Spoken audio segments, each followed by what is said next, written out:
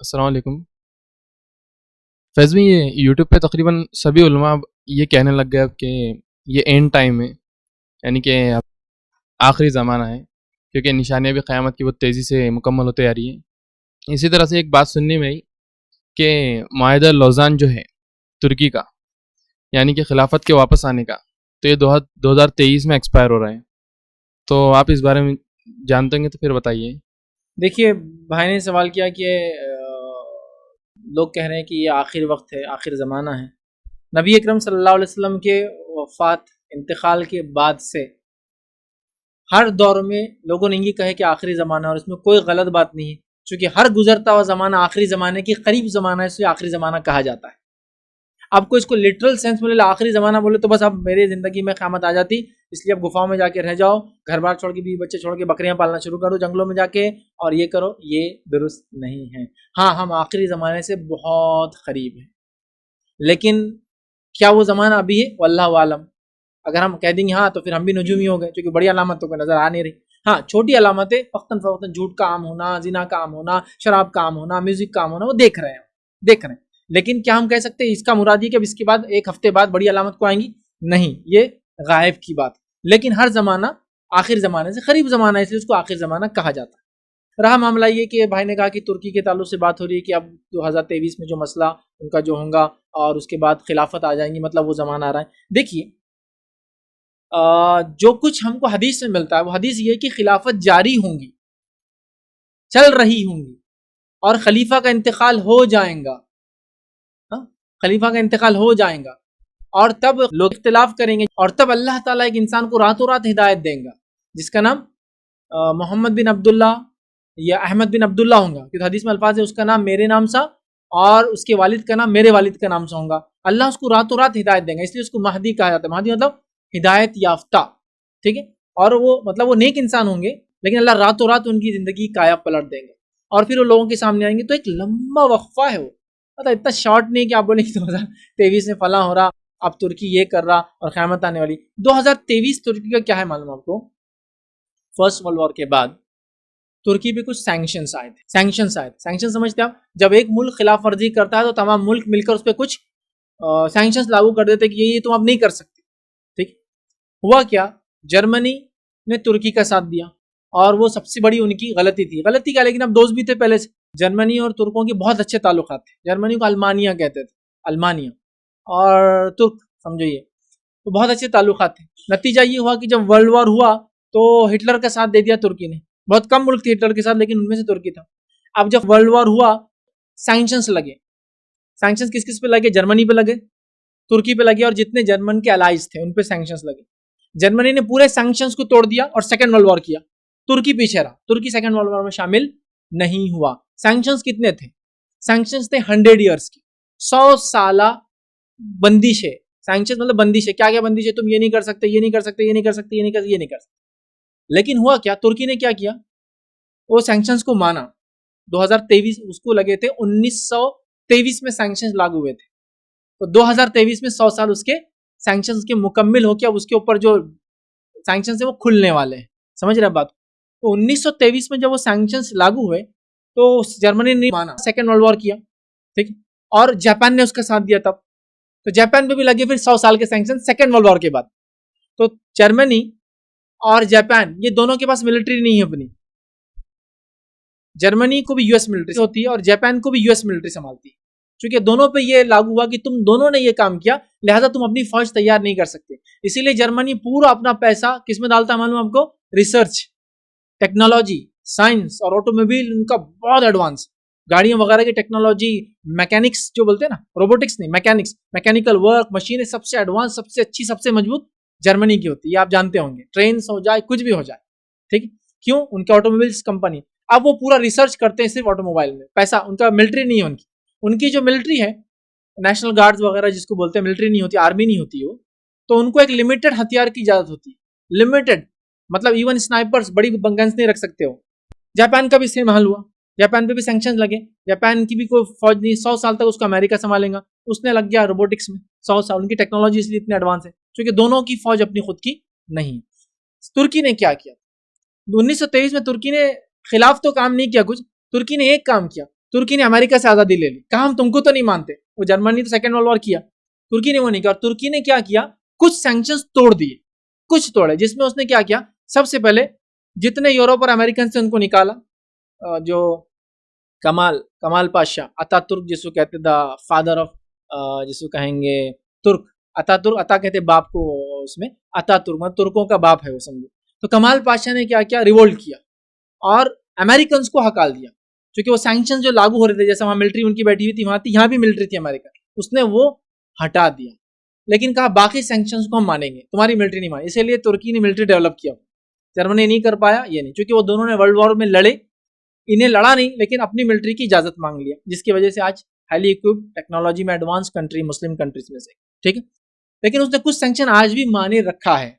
उसका पहला सैंक्शन क्या था कि तुर्की पूरी जमीनें जितनी उसके पास है वो सारी जमीनों को छोड़ देगा। Second world war, first world war में जितना तुर्की था वो छोड़ देगा, तो तुर्की ने वो सारी जमीनें छोड़ दी। कितने साल के लिए, लेकिन 100 ईयर्स। तो तुर्की ने जब जो वो खत्म हुई उसकी हुकूमत, और जब उसने वो छोड़ दिया, मतलब 1923 में सैंक्शन लगे और 24 में तुर्की खिलाफत एबॉलिश हो गई, 24 में, 1924 में। तो 23 में जब उसने सैंक्शंस दिए, समझ रहे आप, कि अपने आप को किया, तो उसने मुल्कों को आजाद कर दिया। तो कितने मुल्क निकले, 42 इंडिपेंडेंट स्टेट्स बने, 42 मुल्क बने। कितने बने, 42, ठीक है। 1932 में सऊदी आजाद हुआ तुर्की से, तुर्की का हिस्सा था, समझे। अब तुर्की क्या कह रहा है, क्या 1923 की जमीनें सैंक्शंस के तहत छीनी गई थी, सब वापस लौटाई जाए, including Saudi Arabia. Saudi Arabia उसके पास था, ओमान उसके पास था, कतर उसके पास था, जॉर्डन उसके पास था, शाम उसके पास था, मिस्र उसके पास था, अल्जीरिया उसके पास, बहुत बड़ा रीजन था। उसके बाद साइपर उसके पास था, अल्बानिया था, कोसोवो था, हर्जेगोविना था, जर्मनी का हिस्सा था, उसके बाद क्रोएशिया था, जॉर्जिया था। ये पूरे कंट्रीज थे जो उस पर कब्जा था उनका। मतलब ये जब खत्म हुआ तुर्की खिलाफत और उनको सिर्फ तुर्की मिला, तो जब 42 आजाद मुल्क बने उसकी वजह से, मतलब इतनी बड़ी हुकूमत थी तुर्कों की। तब 1923 में जो सैंक्शन लगा, 2023 के लिए तुर्की बोलता है कि मुझे वो सारे मुल्क वापस चाहिए, इंक्लूडिंग हिजाज, मक्का और मदीना, जो मेरे पास थे 23 में। 23 सितंबर 1932 में सऊदी आजाद हुआ, तो तुर्की अबॉलिश होने के बाद ही सऊदी भी आजाद हुआ, उनका इंडिपेंडेंस डे, समझ रहा। और कई मुल्क हुए। तो अब ये जब तुर्की तैयार कर रहा है, तो जितने ममालिक हैं जो उसके अंडर थे, अब वो प्रेशर में है कि ये क्या नया करेंगे। और अमेरिका ने चूंकि सैंक्शंस लगाया था, वो अमेरिका को फोर्स कर रहा है कि मुझे वो सारी जमीन अब तुम ही दिला के दोगे जो तुमने मुझसे छीनी थी। मैं तो अपनी लिमिट में रहा इतने 100 साल, मैंने माना तुम्हारी पूरी बात, अब दो। अमेरिका को मालूम है वो कुछ नहीं दे सकता, उसके बाद भुट्टा है, अब वो खुद नहीं संभाल सकता अपने आप, वो क्या चलाएगा दुनिया को। अब अमेरिका भी परेशान है, क्योंकि तुर्की डिमांड कर रहा है, हर चीज डिमांड कर रहा है जो उसकी थी उस जमाने में। बहुत बड़ा रीजन था, बहरहाल आप कभी तारीख पढ़िए, लंबा किस्सा है, ठीक है। तुर्की का वो हिस्सा जिसको आप बोलते हैं इस्तांबुल, इस्तांबुल दुनिया का एक ही ऐसा वाहिद शहर है जो 2 कॉन्टिनेंट में आता है। एक हिस्सा उसका एशिया में और दूसरा हिस्सा उसका यूरोप में आता है। और बॉस्फोरस बीच में से एक बहुत बड़ा कैनाल जाता है, बॉस्फोरस कहते हैं। तो उन्होंने जो सैंक्शन लगाए थे उसमें एक सैंक्शन ये था कि बॉस्फोरस जो है, जो इस्तांबुल से गुजरती है, बॉस्फोरस पे तुर्की का कब्जा नहीं रहेगा। लिहाजा पूरा यूरोप बॉस्फोरस को यूज करता है बगैर टैक्स के, उसका तुर्की टोल नहीं ले सकता। अब तुर्की बोलता है बॉस्फोरस भी बंद कर दूंगा 23 में, अगर यूज करना है तो मुझे टैक्स देना है। और अगर बॉस्फोरस तुर्की ने बंद कर दिया तो मतलब जिसको हम कहेंगे साउथ और नॉर्थ यूरोप को जो साइड से पास करते हैं पूरा ही बंद कर देगा। जब तक वो नहीं खोलेगा कोई जहाज पास नहीं हो सकता। ऐसा स्विस कैनाल है ना, स्विस कैनाल से कितना फायदा हुआ, स्विस कैनाल जब बना तो डायरेक्ट यूरोप से आप अफ्रीका के साइड से निकल के सीधा आ जाते हैं अरेबियन सी के अंदर, जबकि पहले पूरा अफ्रीका घूम के आना पड़ता था आपको। तो स्विस कैनाल था। फिर अदन के अंदर, जो अदन से स्विस कैनाल गुजरता है, यमन का उस पर होता, तो यमन से उन्होंने अदन को अलग कर दिया। अभी भी अदन एक अलग एक टेरिटरी, यमन का पार्ट नहीं है, ताकि ये सब अपने टैक्सेस बचाए। मैक्सिको में वही हाल किया उन्होंने, कैनाल जो मैक्सिको का है। ये अमेरिकन ऐसे ही करते हैं, पूरे दुनिया को लड़ाते हैं और अपने फायदे करते हैं। तो उन्होंने सैंक्शन डाला, तो तुर्की को कुछ टैक्स नहीं मिलता है इस्तांबुल से।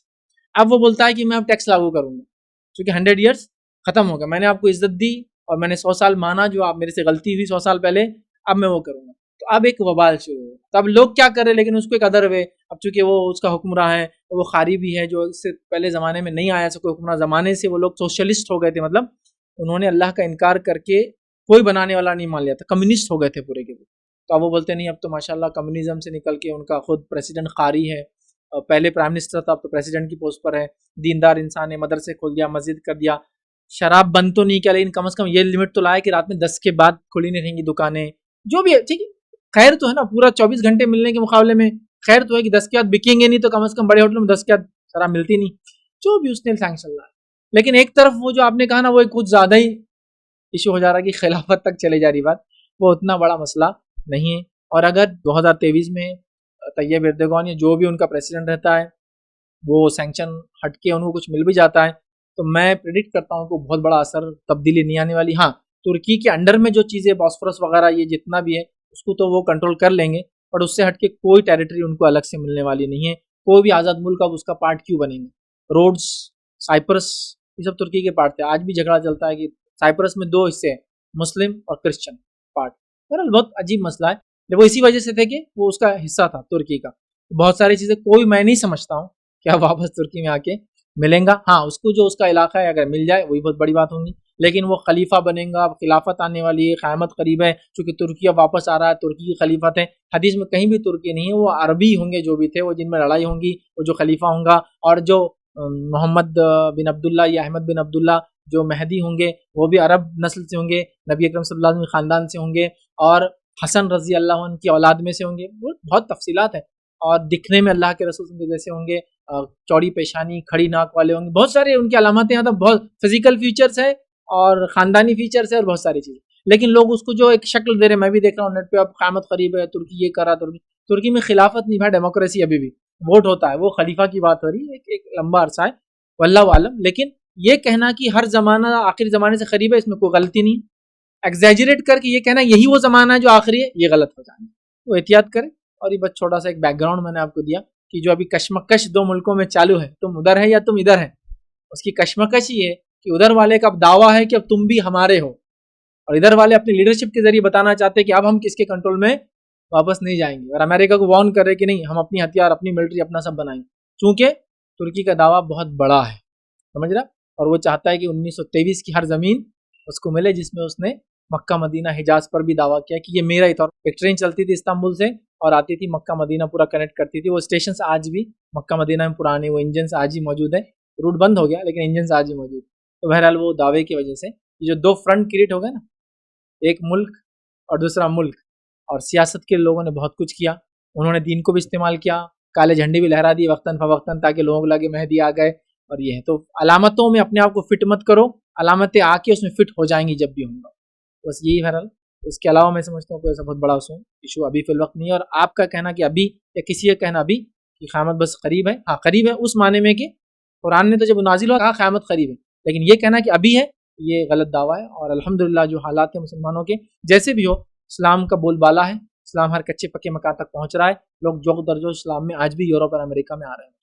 तो ये मैं नहीं कहता कि वही है, जब होगा इंशाअल्लाह अज़ीज़, जब होना होगा अल्लाह ताला ला लेगा, हम लोग अपना काम करें, और जो होना है मतलब तकदीर है, और जो मामला चल रहा है वो अपना होते रहेंगे, हम अपना काम करते रहेंगे।